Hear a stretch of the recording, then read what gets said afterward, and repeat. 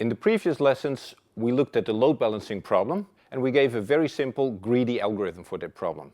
That algorithm just goes over the jobs one by one, and it assigns each job to the machine that at that point in time has the smallest load.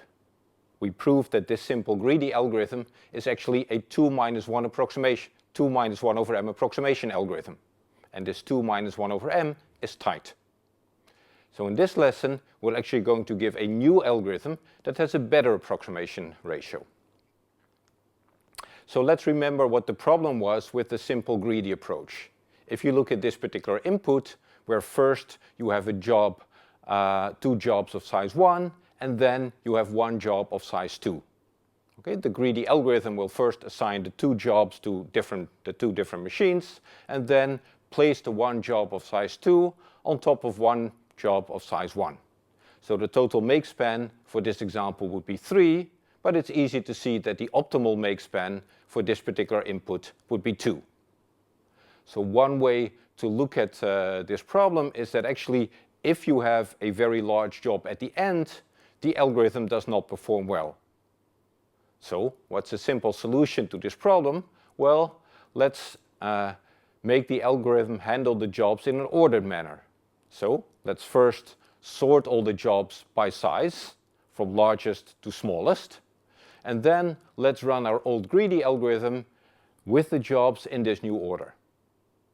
Okay, so let's look at a simple example on the problematic case that we just saw. So before we run our greedy algorithm, we are first going to sort the jobs by size, like this. And now we run the greedy algorithm, so the first one goes to this machine M1, and then the other 2 are going to go to the other machine. So what we see in this case is that our new algorithm actually computes an optimal solution. Okay, so could it be that our new algorithm actually always computes an optimal solution? Well, hopefully you realized that the answer must be no. Right? Load balancing is an NP-hard problem. This ordered scheduling algorithm runs in polynomial time, so we cannot expect that it always computes an optimal solution. And here you see an example where indeed the solution computed by our ordered scheduling algorithm will not be optimal. So here the input is already ordered, so if we sort it, nothing changes. And what our algorithm is going to do? Well, the first 2 jobs of size 5 are going to machine 1 and machine 2, and the remaining 3 jobs, each having size 3, are now put on top of these jobs. And as you can see, the make span of this solution is 11, but it's also easy to see that you can actually have a better solution of make span 10 if you simply put the 2 jobs of size 5 together on one machine and the 3 jobs of size 3 on the second machine. So here our ordered scheduling algorithm is not optimal. But we can still show that it's actually better than what we had before. Remember that the simple greedy algorithm had an approximation ratio of 2 minus 1 over m. So if m is large, this goes to 2. Well, here we can show that our ordered version, where we first sort the jobs, always has an approximation ratio of 1.5. So let's see if we can prove that.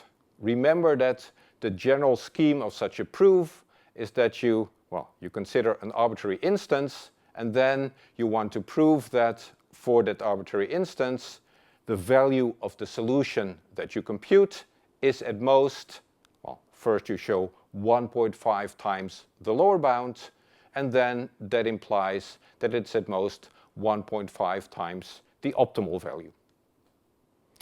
Okay, so if we want to apply this general scheme here, then, beside the lower bound that we had before, we actually need a new component.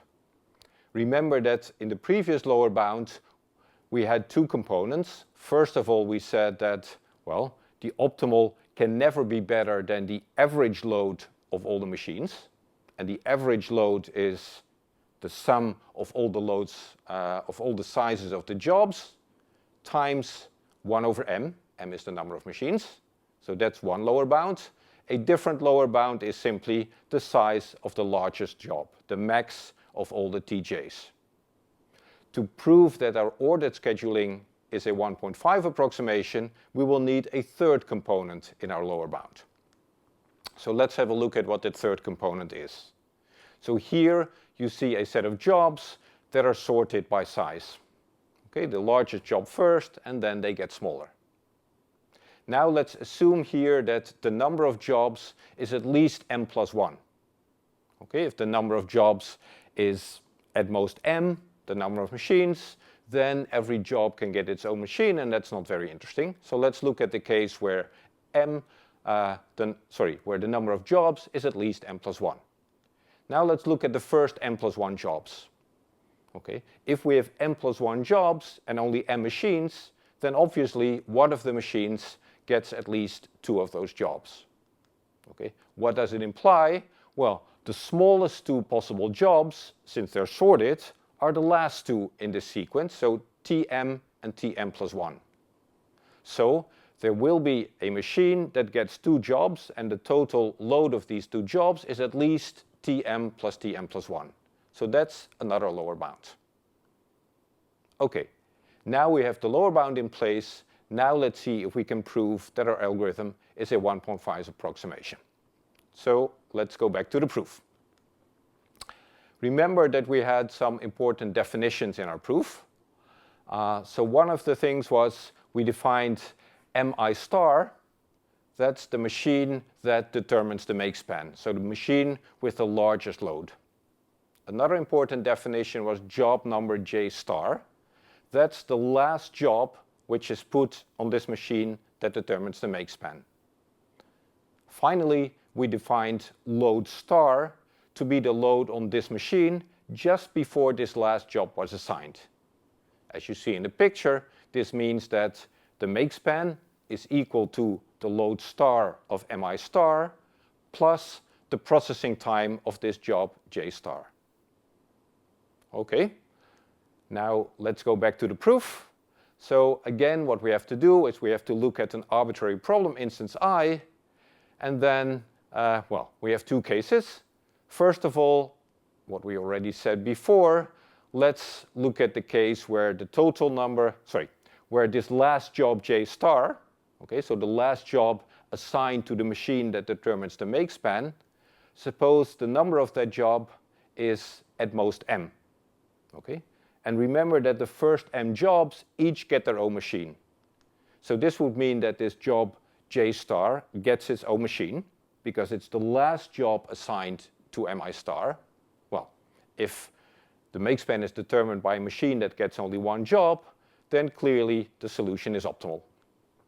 So now look at the more interesting case where j star, so the number of the job that determines the make span, is actually at least m plus 1. Okay, so this is the interesting case, and let's see what happens. Well, remember that the total processing time on our machine mi star is equal to load star, right? The processing time just before this last job was assigned, plus tj star. And we want to show by some computations that this is at most 3/2 times the lower bound, which then implies that it's at most 3/2 times opt. And remember that the lower bound, had these 3 components. 1, the average load of all the machines.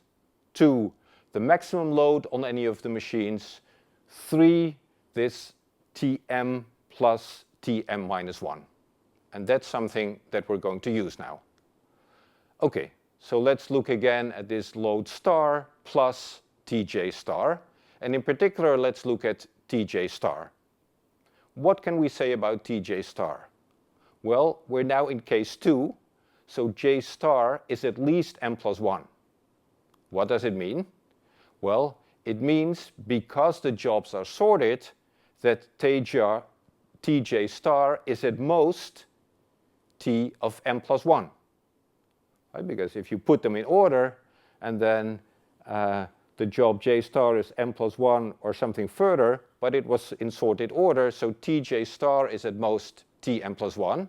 And that, again, because the jobs are sorted, is at most 1/2 times Tm plus Tm plus 1, because Tm is at least Tm plus 1. Okay, so now we can replace this Tj star by, well, what we have here, 1/2 times Tm plus Tm plus 1. And now we can simply follow what we did before. Well, the first component is 1 over m times the sum j equals 1 to j star minus 1 of Tj. We can do the sum all the way up to n. Okay? And now what you see is this first term is again one of the components in our lower bound. The second term is 1/2 times this new third component of our lower bound. So this is simply 3 over 2 times the lower bound, which is at most 3 over 2 times opt. Okay, so this is nice. We've shown that our new ordered scheduling algorithm actually always gives at most 1.5 times the lower bound, so at most 1.5 times opt. So we have a 1.5 approximation algorithm. Actually, it performs even better, and similarly to what we did for the analysis of the greedy algorithm, where we first proved that it was a 2 approximation and then looked a little bit more carefully at the proof and derived that it was actually a 2 minus 1 over m approximation algorithm, we can do something similar here. And that would be a nice exercise for you. So instead of 1.5 approximation, you can actually show that it's a 1.5 minus 1 over 2m approximation algorithm. So let's summarize. So what we've seen was, in this whole series of lessons, well, we looked at the load balancing problem, and we first gave a greedy algorithm for that problem. Then we analyzed that algorithm, and in the analysis, it's very important that we do not directly compare the quality of our solution to opt, because we don't know opt, but we compare it to a lower bound. So we came up with a lower bound and then proved that our algorithm was at most 2 times this lower bound, so we have a 2 approximation. Then we looked at a slightly more careful analysis and we proved that it's actually a 2 minus 1 over m approximation. And then, well, for this algorithm, the 2 minus 1 over m was tight. So if we want to do something better, we have to come up with a new algorithm, and that's exactly what we did. We came up with ordered scheduling, where you first sort the jobs by size, and then apply the greedy strategy, and then we proved that this gives a 1.5 approximation. And as I just said, actually the bound is even a little bit better than that. So in the remaining lessons, we're going to do a lot of other things on approximation algorithms. First, we're going to look at the so-called vertex cover problem and get an approximation algorithm for that. And one of the nice things is that, at least for the weighted version of this problem, to do that, we will need a very general technique called LP relaxation, which you can use for a lot of problems to get approximation algorithms. Okay? And then after that, we will have another series of lectures where we're going to look at so-called polynomial time approximation schemes.